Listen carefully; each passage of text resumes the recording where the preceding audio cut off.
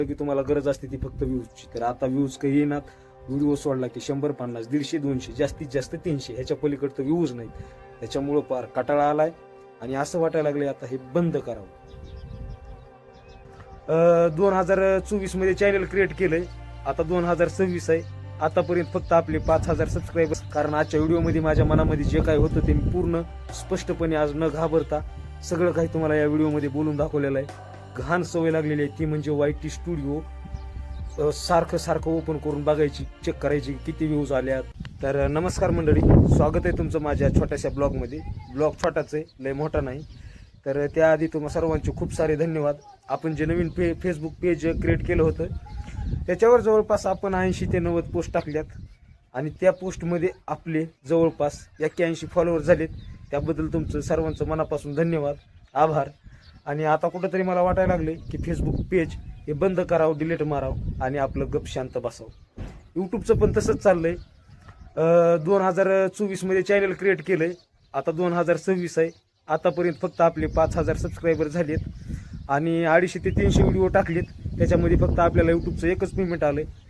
आणि यूट्यूबवर जेवढा मी वेळ वाया घालवलाय त्या कुठेतरी असं वाटायला लागलंय माझ्या जीवनातलाच वेळ कुठेतरी रिकामा गेलाय. तर यूट्यूबचं पण आता सोडून द्यायच्याच मार्गावर चाललंय माझं.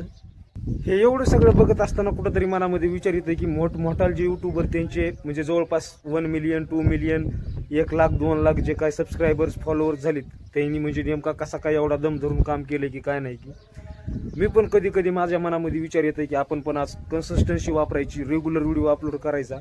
पण आज व्हिडिओ टाकला, उद्या टाकला, परवा टाकला, असं 4-5 दिवस सलग टाकला आणि त्यांच्या व्ह्यूज बघितल्या की कुठंतरी वाटतंय व्हिडिओज बनवायचा नव्हे. त्याच्यामुळं मग अजून डिमोटिवेट होतोय आणि पुन्हा बंद 10-15 दिवस व्हिडिओ नाही, त्यामध्ये चॅनलची पुन्हा रीच डाऊन होती आणि मग पुन्हा थोडा रेस्ट, पुन्हा अजून 10-15 दिवसानंतर अजून कोणातरी युट्यूबरचा व्हिडिओ बघायचा, पुन्हा अजून मोटिवेट व्हायचं, पुन्हा व्हिडिओ बनवायला चालू करायचे. अशामध्येच माझं चॅनल फार खालच्या थराला जाऊन पोहोचलंय आणि मी पण त्या चॅनलच्या नादामध्ये फार खालच्या थराला गेलोय. तर ह्या सगळ्या गोष्टीचा एक जर विचार केला तर कुठंतरी असं वाटायलं की हे बंद करावं आणि आपलं कुठंतरी रोजानं जावं कामाला, इकडे तिकडे कंपनीमध्ये, तिकडले तरी पैसे नगदीने हातावर येतील. ह्याचं काय आज 2024 म्हणजे 25 मध्ये एक मला पेमेंट आलं, तर त्याच्यानंतर आता 26 संपत यायला लागले, ऑगस्ट महिना चालू आहे तरी पण काही नाही. तर भावांनो, मला असं वाटतंय कुठंतरी माझ्याच कंटेंटमध्ये दम नाही, म्हणजे जास्त काही फोकस नाही. म्हणजे कसं तर मी व्हिडिओ बनवताना कुठंतरी म्हणजे लाजतोय, कुठंतरी माझं म्हणजे कॉन्फिडन्स कमी पडतं, हे मला 100% कळायच लागलंय. त्याच्यामुळं आपले व्हिडिओ काही चलत नाही. आणि एकमेव मी असं असेल की माझ्या गावातून व्हिडिओ बनवणारा मीच असेल. आता लोक पाठीमागं काय बोलतात काय नाही हे काही मी त्यांचं ऐकत वगैरे नाही, मी माझ्या मनातच करतो. कारण एक गोष्ट मी कुठंतरी ऐकली होती की माणसाला जे छंद आहे तेच केलं पाहिजे आणि मला एकच आवड आहे ती म्हणजे व्हिडिओ बनवण्याची. आपले काही तसे फालतू व्हिडिओ वगैरे नसतात आणि त्या कॅटेगरीमध्ये आपण नसतोय. पण ब्लॉगिंग, आता तुम्हाला तर माहितीच आहे, व्हिडिओ बघत असताल कोणाची तरी. तर मंडळी, माणसाची आशा पण लय बेकार असते. म्हणजे कसं, सुरुवातीला ज्यावेळेस मी नवीन चॅनल क्रिएट केलं त्यावेळेस मला सबस्क्रायबर्स पाहिजे होते, म्हणजे 1000 सबस्क्रायबर्स आणि 4000 घंटे वॉच टाईम पूर्ण. तर मी त्याच्या मागं लागलेलो होतो आणि कसं बसं नशिबानं साथ दिली. 1000 सबस्क्रायबर्स पूर्ण झाले, 4000 घंटे वॉच टाईम पूर्ण झाला, चॅनल मॉनिटाईज झालं, अर्निंग चालू झाली आणि पुन्हा ओढ लागली ती व्ह्यूजची. आता फक्त व्ह्यूजचं काम आहे आपल्याला. सबस्क्रायबर म्हणजे सबस्क्रायबर्स पण पाहिजे, पण माणूस आता म्हणजे एकदा चॅनल तुम्हाला पैसे देऊ लागलं की तुम्हाला गरज असते ती फक्त व्ह्यूजची. तर आता व्ह्यूज काही येणार, व्हिडिओ सोडला की 100, 50, 150, 200, जास्तीत जास्त 300, ह्याच्या पलीकडे तर व्ह्यूज नाहीत.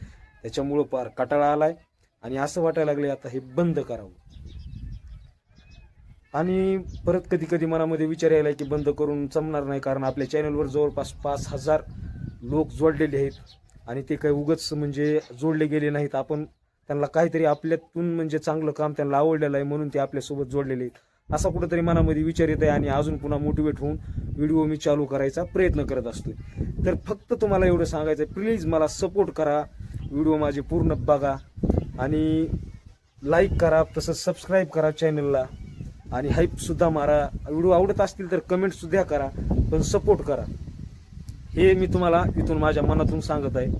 माझं कसं होतंय माहिती आहे का, मी ब्लॉग तर शूट व्यवस्थित करतोय, म्हणजे सकाळपासून पूर्ण दिवस घालतोय ते शूट करण्यामध्ये, म्हणजे दुसरं काम करीत पण पूर्ण व्हिडिओच्याच नादामध्ये मी लागत नाही. ज्या पण कामाला जातोय ते मी त्याचे म्हणजे राईट शॉट घेण्यावर असतोय आणि पूर्ण व्यवस्थित एडिटिंग वगैरे सगळं काही करतोय आणि हुक पण देतोय. पण माहिती नाही काय होतंय की काय नाही की व्हिडिओ चलत नाही. आणि मला एक जी घाण सवय लागलेली आहे ती म्हणजे YT स्टुडिओ सारखं सारखं ओपन करून बघायची, चेक करायची किती व्ह्यूज आल्यात, किती कमेंट आल्यात, आणि बघितलं ओपन करून तर काहीच नसतंय, सगळा हाफ मूड.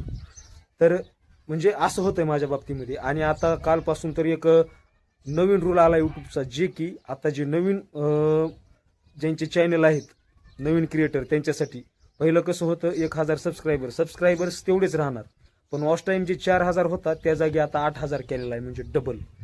तर बघा किती म्हणजे हार्ड केलेलं आहे यूट्यूबनं. म्हणजे आपल्यावरच देवाचे उपकार म्हणायचं की आपलं चॅनल मॉनिटाईज झालं पहिल्याच क्रायटेरियामध्ये. तर आता खूप अवघड आहे. तर मंडळी, आता श्रावण महिना लागणार आहे गुरुवारपासून. तर मी आता ठरवलंय, म्हणजे श्रावण महिन्याच्या पहिल्या दिवसापासून आपण आता व्हिडिओ टाकायला सुरुवात करायची.